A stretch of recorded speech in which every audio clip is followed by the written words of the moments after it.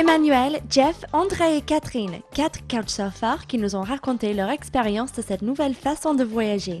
Catherine est arrivée ce matin d'Allemagne avec son frère et une amie et Emmanuel était là pour les accueillir.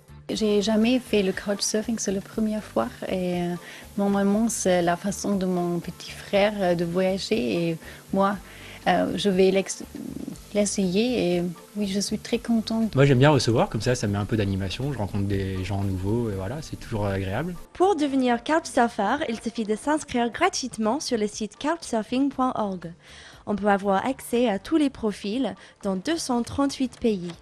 Catherine et ses amis se retrouvent chez Emmanuel après l'avoir trouvé sur le groupe de Montpellier. Ils se sont organisés par email et il a accepté de les recevoir chez lui pendant quelques nuits. Souvent tu reçois plusieurs demandes en même temps, tu peux pas recevoir tout le monde, c'est pas possible. La place ne suffit pas. Et après je reçois aussi des demandes des gens qui pensent qu'ils sont super cool, qui te disent ouais salut Manu, on vient à Montpellier, on va faire la fête, on ramène du vin et on va sortir dans les bars et c'est pas des gens qui m'intéressent. Le couchsurfing est une réelle communauté. Pour certains, c'est même une passion.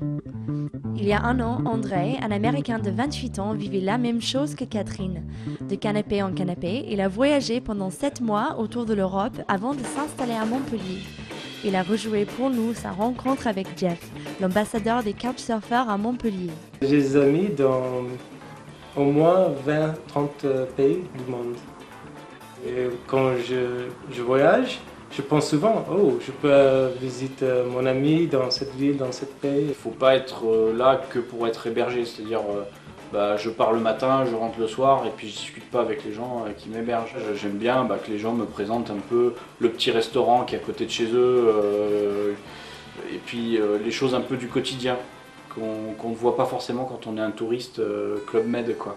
Depuis 2007, Jeff a accueilli 60 personnes chez lui et c'est avec émotion qu'il relit les messages des couchsurfers laissés après leur départ. Pour moi, Couchsurfing, c'est un peu comme un gros carnet d'adresses de potes qu'on a un peu partout dans le monde, mais sauf qu'on ne les connaît pas.